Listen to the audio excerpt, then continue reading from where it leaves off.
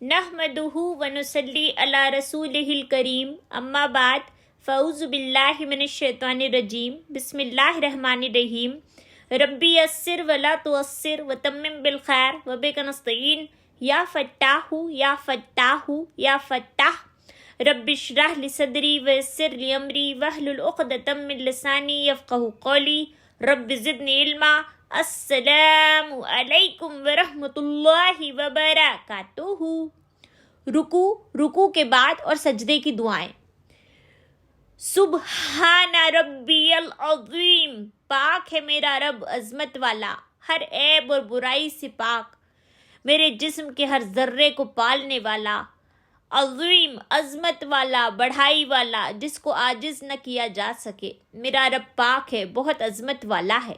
اس ذکر میں 4 باتیں ہیں، ان کو تصور اور احساس کے ساتھ پڑھیں۔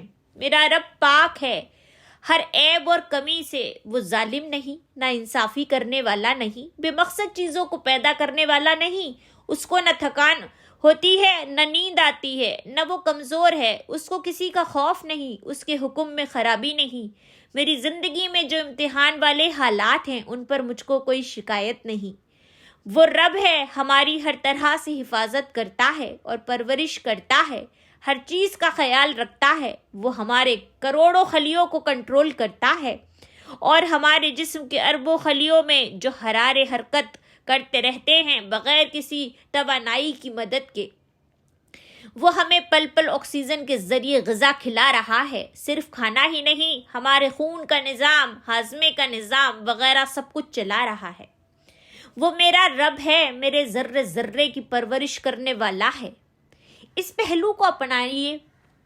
مثلاً جب ایک ماں یا باپ اپنے بچے کے سامنے دوسروں سے کہتے ہیں میرا بیٹا بہت اچھا ہے، تو اس بات میں پیار جھلکتا ہے۔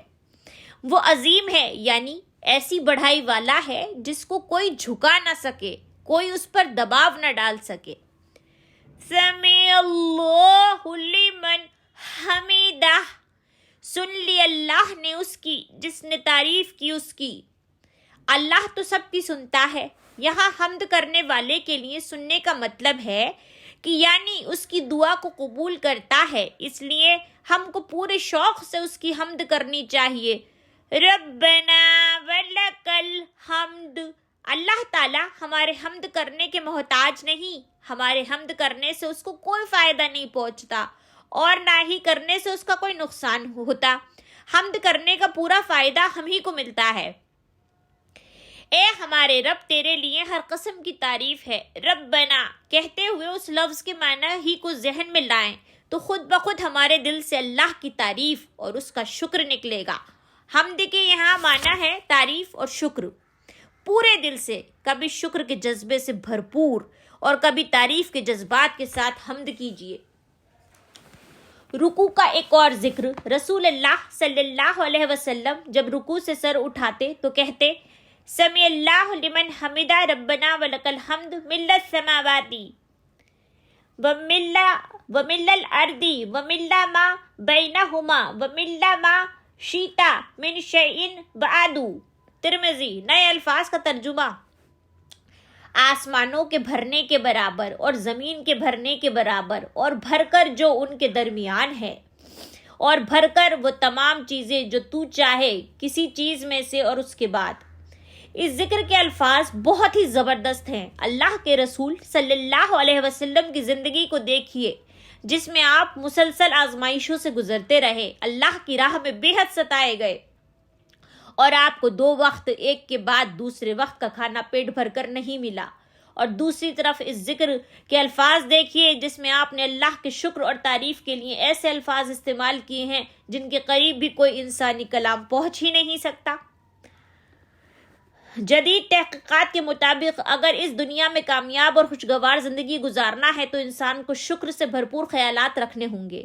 ایک غیر مسلم پروفیسر نے یہ مشورہ دیا کہ روزانہ رات کو سوتے وقت ہر چیز کا شکر ادا کرتے ہوئے آپ اپنے جسم کو شکر کے پانی سے بھریے، گویا آپ کے جسم کا ذرہ شکر میں تیر رہا ہے۔ اب رسول اللہ صلی اللہ علیہ وسلم کے اس عظیم و شان ذکر کو دیکھیے جس میں آپ سارے آسمان، ساری زمین اور سب کچھ شکر سے بھر دینا چاہتے ہیں۔ بلکہ آخری جملہ تو آپ کے شکر کے جذبات کی عظیم سطح کو بیان کرتا ہے۔ آپ کہتے ہیں کہ اے اللہ، زمین اور آسمانوں کے بعد جو تو چاہے وہ بھی بھر بھر کر، گویا آپ کہہ رہے ہیں کہ اے اللہ، اگر زمین اور آسمانوں سے بڑھ کر مجھے کوئی چیز معلوم ہوتی تو آپ کو پسند ہے، جو آپ کو پسند ہے تو میں اس کے بھی بھرنے کے برابر آپ کا شکر ادا کرتا۔ آپ صلی اللہ علیہ وسلم نے جو شکر کے جذبات کو پیدا کرنے کی اس ذکر میں تعلیم اور طریقہ دیا ہے، اس کی دھول تک بھی آج کے کامیابی کے گرو نہیں پہنچ سکتے۔ سجدے کے اذکار: سبحان ربی الاعلی، اعلی بلند، پاک ہے میرا رب سب سے بلند۔ سجدے کی حالت مکمل سپردگی کی ہے۔ اس میں بھی 4 باتیں ہیں، ان کو تصور اور احساس کے ساتھ پڑھیں۔ اللہ کی پاکی، اس کا رب ہونا، اپنائیت سے کہ وہ میرا رب ہے، اس کی بلندی۔ پہلے 3 کا ذکر سبحان ربی العظیم میں آ چکا ہے۔ اعلیٰ یعنی سب سے اونچا، سب سے بلند۔ میں نیچے اپنا سر زمین پر رکھے ہوئے اور اللہ عرش پر سب سے اوپر۔ یہ بندے کی سچی پوزیشن ہے۔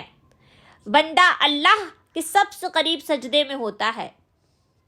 تسبیح کا پیغام: جدید تحقیقات کے مطابق اگر اس دنیا میں کامیاب اور خوشگوار زندگی گزارنا ہے تو انسان کے اندر 2 اہم چیزیں ہونی چاہیے: مثبت رویہ، پازیٹیو ایٹیٹیوڈ، اور شکر، گریٹیٹیوڈ۔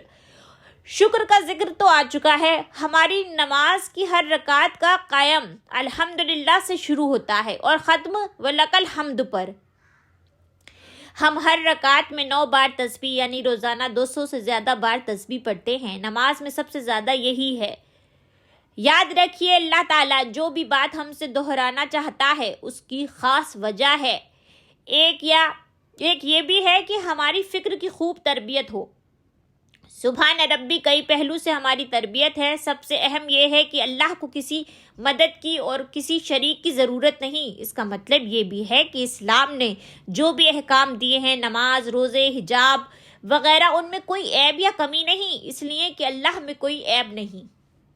اللہ نے بطور آزمائش میرے ساتھ جو بھی چیزیں رکھی ہیں، مثلا میری ناک، میرا رنگ، میرا قد، میرا خاندان، میرا ملک اور اس کے حالات وغیرہ، ان امتحانات میں کوئی عیب نہیں۔ مجھے بس یہ دعا کرنی ہے کہ اے اللہ، مجھے توفیق دیجیے کہ میں آپ کے خلاف میری زبان یا دل میں کوئی شکایت کا حرف لائے بغیر اپنے حصے کا کام کروں۔ بس آپ میرے مسائل کو حل کرتے چلے جائیے اور مجھے دنیا اور آخرت میں کامیابی مل جائے۔ تسبیح کرتے وقت ہم جھک جاتے ہیں اور زمین پر اپنا سر رکھ کر پڑھتے ہیں، اور وہ بھی ربی کہہ کر اپنائیت سے، گویا ہم کہہ رہے ہوں کہ اللہ، میں بالکل راضی ہوں اور مجھے کوئی شکایت نہیں۔ اگر ہم ان احساسات کے ساتھ تسبیح کریں گے تو ایسا مثبت رویہ، پازیٹیو ایٹیٹیوڈ پیدا ہوگا جس کا 1% بھی موجودہ دور کے کامیابی کے ماہرین نہیں دے سکتے۔ یاد رکھیے کہ اللہ جو بھی کرتا ہے اس میں عیب نہیں۔ حالات ہمارا امتحان ہوتے ہیں اور کچھ ہماری اپنی غلطیوں کا نتیجہ۔